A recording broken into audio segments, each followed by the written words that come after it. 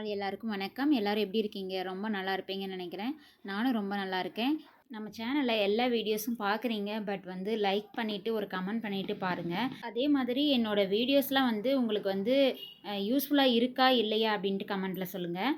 உங்களுக்கு எந்த மாதிரி வீடியோஸ் வந்து வேணும் அப்படின்னு வந்து அதையும் வந்து கமெண்ட்ல சொல்லுங்க. எனக்கு வந்து நீங்க அப்படி சொன்னீங்க அப்படின்னா எனக்கு ஒரு மோட்டிவேட்டா இருக்கும் நெக்ஸ்ட் போடுறதுக்கு. அதே மாரி சப்ஸ்கிரைப் பண்ணிட்டு நம்ம சேனல பாருங்க. ஒரு மோட்டிவேஷனா இருக்கும். அதுக்காக தான் சொல்றேன். இதுவரைக்கும் நம்ம சேனல சப்ஸ்கிரைப் பண்ண எல்லா உள்ளங்களுக்கும் ரொம்ப ரொம்ப நன்றி. இப்ப தான் ஃபர்ஸ்ட் டைம் நம்ம சேனல பார்க்குறீங்க அப்படின்னா, சப்ஸ்கிரைப் பண்ணிட்டு வீடியோக்குள்ள வாங்க போலாம். எல்லாரும் வந்து புரட்டாசி 1 வந்து சிறப்பா வழிபாடு செஞ்சிருப்பீங்கன்னு நெனைக்கிறேன். புரட்டாசி முதல் வார சனிக்கிழமை இருக்கு இல்லையா? அந்த சனிக்கிழமையில வந்து ஒரு சிலர் தளிகை போடுவாங்க. அப்படி இல்லன்னா 3வது வாரம் போடுவாங்க. இது வந்து முதல் வார சனிக்கிழமையில என்ன டைமு, என்ன நல்ல நேரம் இருக்கு, எப்படி வந்து போடணும் அப்படின்னு இந்த வீடியோல நம்ம பார்க்கலாம். வீடியோவ ஸ்கிப் பண்ணாம கடைசி வரை பாருங்க. கண்டிப்பா உங்களுக்கு யூஸ்ஃபுல்லா இருக்கும். சனி பகவானால ஏற்படும் சிக்கல்கள் வந்து நீங்கிறதுக்காக புரட்டாசி சனிக்கிழமையில வந்து விரதம் இருந்து பெருமாள வந்து வழிபடுறது வழக்கம்.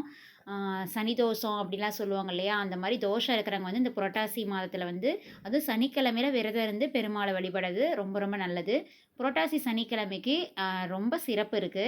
சூரிய பகவான் வந்து கன்னி ராசியில சஞ்சரிக்கும் காலம் இந்த புரட்டாசி மாதம்னு சொல்லுவாங்க. இந்த மாதத்துல வந்து விரதம் இருந்து மகாவிஷ்ணுவை வழிபட்டோம் அப்படின்னா, நினைத்த காரியங்கள் வந்து எல்லாமே கைகூடும்னுங்க நம்பிக்கை. மகாவிஷ்ணுவின் அருளை பெறக்கூடிய நாள் அப்படிங்கிறனால, இந்த நாள்ல விரதம் இருந்து மகாலட்சுமியின் அருளையும் வந்து நமக்கு கிடைக்கும். புரட்டாசி மாசத்துல முதல் சனிக்கிழமையும், 3வது சனிக்கிழமையிலும் வந்து பெருமாளுக்கு வந்து தளிகை போடுறது வழக்கமா வச்சுட்டு வராங்க. ஒருத்தர் வந்து முதல் சனிக்கிழமையிலே வந்து வழிபாடு பண்ணுவாங்க. இன்னும் சிலர் வந்து 3வது சனிக்கிழமை வந்து தளிகை போட்டு வழிபாடு பண்ணுவாங்க. தளிகை போடுறது எப்படி அப்படின்னா, தளிகை அப்படின்னா படையல்னு சொல்லுவோம். படையல் வந்து எப்படி போடுறது அப்படின்னா, வீட்ல உள்ள பெருமாள் படம் இருக்கு இல்லையா? அந்த உருவப்படத்த அந்த அந்த சாமி படத்த வந்து நம்ம ஒரு மணப்பலகையில வச்சுட்டு, அத வந்து அழகா வந்து அலங்கரிச்சுக்கணும். மஞ்சள், குங்குமம், சந்தனம் பொட்டு வச்சுட்டு, அந்த மாரி நமக்கு என்ன மலர்கள் கிடைக்குதோ அத வச்சு நம்ம வந்து அலங்கரிச்சுக்கலாம். பெருமாளுக்கு வந்து ரொம்ப ரொம்ப பிடிச்சது வந்து துளசி தான். துளசி கண்டிப்பா வந்து வச்சு வழிபாடு செய்யணும். பெருமாளோட படத்துக்கு முன்னாடி வந்து ஒரு சிறிய விநாயகர் விக்கிரகம் அப்படி இருந்துச்சுன்னு வச்சுக்கோங்க. அது இல்ல அப்படின்னா, மஞ்சள்ல வந்து பிள்ளையார் பிடிச்சு நம்ம வந்து வச்சு வழிபாடு செய்யணும். எப்பவுமே எல்லா பூஜைக்கும் அந்த மாரி பண்ணுவோம் இல்லையா? அதே மாரி இந்த பெருமாள் பூஜை செய்யும்போதும் வந்து தளிகை போடும்போது இந்த மாரி வச்சு செய்றது ரொம்ப ரொம்ப நல்லது. அதுக்கப்புறம் பெருமாள் படத்துக்கு முன்னாடி 3 வாழை இலை வந்து நீங்க போட்டு வச்சுக்கோங்க. அதில வந்து நம்ம 5 வகையான சாதத்த வந்து நம்ம நெய்வேத்தியமா வச்சு படைக்கணும்.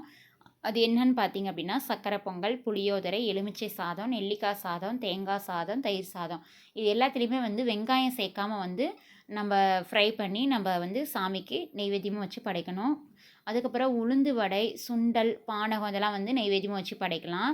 இன்னும் சில வந்து மாவிளக்கு படைச்சு வழிபடும் வழக்கம் இருந்துச்சு அப்படின்னா, அதையும் சேர்த்து வழிபடலாம். மாவிளக்கு வச்சு நம்ம வழிபாடு செய்கிறது ரொம்ப ரொம்ப சிறப்பு. பெருமாளே வந்து எழுந்தருளி இருப்பாங்க அப்படின்னு சொல்லுவாங்க. எந்த சனிக்கிழமையில வந்து நம்ம மாவிளக்கு போட்டு வழிபாடு செய்கிறோமோ, அந்த சனிக்கிழமையில கட்டாயம் வந்து பெருமாளே வீட்டுக்கு வந்து அந்த இதில வந்து எழுந்தருளிப்பாங்க அப்படின்னு சொல்லுவாங்க. அது மாரி செஞ்சு பாருங்க. ரொம்ப ரொம்ப நல்லது. ரொம்ப விசேஷம். நாங்க இதுக்கு முன்னாடி இப்படி பண்ணுனதில்ல. இந்த வருஷம் பண்ணலான்னு இருக்கேன். அப்படி பண்ணியிருந்தேன் அப்படின்னா, அந்த வீடியோ வந்து கண்டிப்பா உங்களுக்கு ஷேர் பண்றேன்.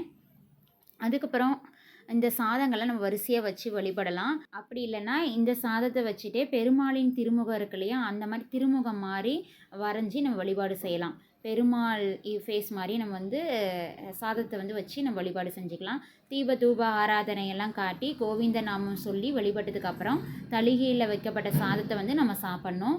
அதுவும் நம்ம சாமி கும்பிட்றதுக்கு முன்னாடி கோவிந்தா, கோவிந்தான்னு சொல்லி நம்ம வந்து பாராயணம் செய்யணும். அதுக்கப்புறம் சனிக்கிழமையில ஃபுல்லா வந்து உபவாசம் இருப்பாங்க இல்லையா? சாப்பிடாம விரதம் இருந்து வழிபட்டோம் அப்படின்னா ரொம்ப ரொம்ப நல்லது. பகல்ல வந்து தளிகை போட்டு வழிபட்டதுக்கு அப்புறம் அந்த பிரசாதத்த வந்து சாப்பிட்டு விரதத்த வந்து நம்ம நிறைவு செஞ்சுக்கலாம். அப்படி இல்லைன்னா காலையிலேயே நம்ம எளிமையான உணவு எடுத்துக்கிட்டு கூட விரதம் இருக்கலாம். அதாவது பால், பழம் இந்த மாரி ஏதாவது சிம்பிளா எடுத்துக்கிட்டு கூட நம்ம ஃபுல் டே வந்து விரதம் இருந்து வழிபாடு செய்யலாம். அது ரொம்ப ரொம்ப நல்லது. தளிகை போட்டதுக்கு அப்புறம் கோவிந்த நாமம் சொல்லி வந்து வழிபடணும். கோவிந்தா, கோவிந்தா அப்படின்னு நம்ம சொல்லி வழிபடும்போது வந்து கஷ்டங்கள் எல்லாம் மீண்டும் வராது அப்படிங்கிறது ஐதீகம்.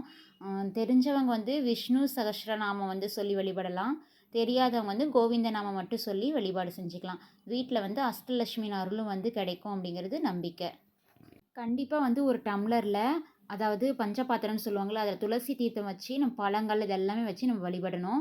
கண்டிப்பா துளசி தீர்த்தம் மறக்காம வச்சு வழிபாடு செய்யுங்க. பெருமாளுக்கு பிடிச்சதே வந்து துளசி தீர்த்தம் தான். நம்ம பஞ்சபாத்திரத்த வந்து நம்ம சுத்தமான தண்ணி எடுத்துட்டு, அதில துளசி வந்து அதில் போட்டுட்டு அந்த மாதிரி வச்சு நம்ம வந்து வழிபாடு செய்யணும். அது ரொம்ப ரொம்ப நல்லது. இந்த 5 வகையான சாதம் செய்யும் வழக்கம் இல்லாதவங்க கூட வீட்டில் சாதாரணமாக நம்ம செய்வோம் இல்லையா? சாம்பார், கூட்டு, பொரியல், பாயாசம் இதெல்லாமே இலையில வந்து நம்ம பரிமாறி அதை வந்து பெருமாளுக்கு வந்து படைச்சு நம்ம வழிபாடு செய்யலாம். பெருமாளுக்குரிய மந்திரங்கள் வந்து எது வேணாலும் சொல்லி வழிபடலாம். வேறு எந்த மந்திரமும் தெரியலனாலும் ஓம் நமோ நாராயணாய நமக அப்படிங்கிற உயர்வான மந்திரத்தை கூட 108 முறை சொல்லி நம்ம வழிபாடு செய்யணும். அது ரொம்ப ரொம்ப சிறப்பு. கண்டிப்பாக 108 முறை வந்து சொல்லி வழிபாடு செய்யுங்க. அது ரொம்ப நல்லதும். புரட்டாசி மாதமே ஒரு சிறப்பு அப்படின்னா கூட புரட்டாசி சனிக்கிழமைக்கு பின்னாடி ஒரு புராண கதை இருக்குது. அது என்னன்னு பார்த்தீங்கன்னா, புரட்டாசி மாதத்தில் விஷ்ணு பகவான் திருப்பதி மலையில் மனித உருவில் வெங்கடேஸ்வராக பூமியில் வந்து இறங்கினார். இந்த மாதத்தில் சனி பகவான் வந்து தனது சக்திகளை இழப்பார் அப்படின்னு நம்பப்படுது. அதனால் சனிக்கிழமையில் வந்து விஷ்ணு பகவானை வழிபடுறது அவரோட அருளை பெற்று சனியோட தீய விளைவுகளை வந்து குறைக்குது. இதுதான் வந்து புராண கதையாக வந்து சொல்லப்படுது. புரட்டாசி ஃபுல்லாக வந்து விரதம் இருக்க முடியாதவங்க கூட புரட்டாசி சனிக்கிழமையிலையாவது வந்து விரதம் இருந்து வழிபட்டோம் அப்படின்னா ரொம்ப ரொம்ப சிறப்பு. அதுலேயுமே வந்து சனிக்கிழமை விரதம் இருக்கிறவங்களோட பலன்கள் வந்து என்னென்ன பார்த்தீங்கன்னா, நல்ல ஆரோக்கியமாக இருக்க முடியும். செல்வம், மகிழ்ச்சி எல்லாம் நமக்கு வந்து பெருமாள் வந்து கொடுப்பாரு. சனியினோட எதிர்மறை விளைவுகள் வந்து குறைக்கும். ஒட்டுமொத்த நல்வாழ்வு, செழிப்பு, ஆன்மீக வளர்ச்சி எல்லாமே நமக்கு வந்து கொண்டு வரும். ஆசைகள் வந்து நம்ம என்ன நினச்சி வேண்டுமோ அது எல்லாமே நிறைவேறும். இது எல்லாமே வந்து சனிக்கிழமையில வந்து நம்ம விரதம் இருந்து வழிபட்டோம் அப்படின்னா இது எல்லாமே நமக்கு நடக்கும். நன்மைகள் அளிக்கக்கூடியதாக மட்டும்தான் இருக்கும். அதுவும் இல்லாமல் வந்து 7 நாட்டு சனி இருந்தாலும் சரி, ஏதாவது சனியால் வந்து தொல்லை இருந்துச்சுனாலும் சரி, அவங்களாம் வந்து சனிக்கிழமை விரதம் இருந்து வழிபட்டாங்க அப்படின்னா கண்டிப்பாக நல்லது நடக்கும். நீங்கள் வந்து பெருமாளுக்கு வந்து எந்த வாரத்தில் வந்து நீங்கள் தளிகை போடுறீங்களோ, முதல் வாரம் அப்படி இல்லைனா 3வது வாரத்தில் தளிகை போட்டிங்கனாலும் சரி, சனிக்கிழமை வந்து மாவிளக்கு போடுறது ரொம்ப ரொம்ப நல்லது.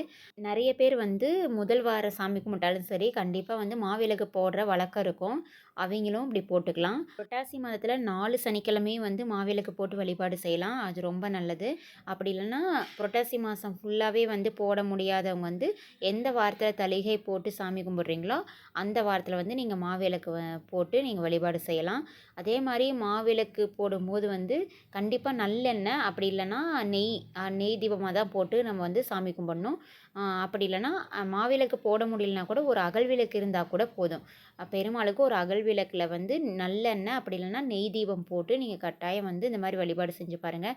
எல்லா சகல செல்வங்களும் வந்து பெருமாள் வந்து கொடுப்பார். இந்த புரட்டாசி மாதத்தில் சனிக்கிழமை வர இருக்கு இல்லையா? செப்டம்பர் 20ஆம் தேதி அன்னைக்கு வந்து தளிகை போடுறவங்களா இருந்தால் காலையில் நல்ல நேரம் பார்த்தீங்கன்னா 7:45லேருந்து 8:45 வரைக்கும் நல்ல நேரம் இருக்குது. காலையில் வந்து கும்பிட முடியாதவங்க வந்து வேலைக்கு போகிறவங்களா இருந்தால், வெளியில் போகிறவங்களா இருந்தால், செய்ய முடியாதவங்க வந்து ஈவினிங் டைமில் மாலை நேரத்தில் வந்து 4:45லேருந்து 5:45 வரைக்கும் நல்ல டைம் இருக்குது.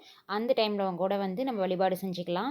சனிக்கிழமை செப்டம்பர் 20ஆம் தேதி வந்து ரொம்ப ரொம்ப நல்ல நாள். சிவராத்திரியும் வந்து வர இருக்குது. அதனால் சிவனுக்கு உகந்த சிவராத்திரி வர்றதுனால அந்த நாளே வந்து தளிகை போடலாம். இந்த மாதிரி தான் வந்து சிறப்பாக 5 வகையான சாதங்கள் செஞ்சு நம்ம வந்து வாழை இலையில் போட்டு சாமிக்கு படைச்சி நம்ம வந்து வழிபாடு செய்யணும். உங்களுக்கு இதில் ஏதாவது டவுட் இருந்துச்சு அப்படின்னா கண்டிப்பாக கமெண்ட்டில் சொல்லுங்கள். உங்களுக்கு இந்த வீடியோ கண்டிப்பாக யூஸ்ஃபுல்லாக இருக்கும்னு நினைக்கிறேன். யூஸ்ஃபுல்லாக இருந்துச்சு அப்படின்னா உங்கள் ஃப்ரெண்ட்ஸ்க்கு எல்லாருக்கும் ஷேர் பண்ணுங்கள். தெரியாதவங்க எல்லாரும் தெரிஞ்சுக்கிட்டோம். நம்ம சேனலை மறக்காமல் சப்ஸ்கிரைப் பண்ணுங்கள், லைக் பண்ணுங்கள். மீண்டும் இதே மாதிரி இன்னும் ஒரு இன்ட்ரெஸ்டிங்கான வீடியோவில் வந்து சந்திப்போம். தேங்க்ஸ் ஃபார் வாட்சிங்.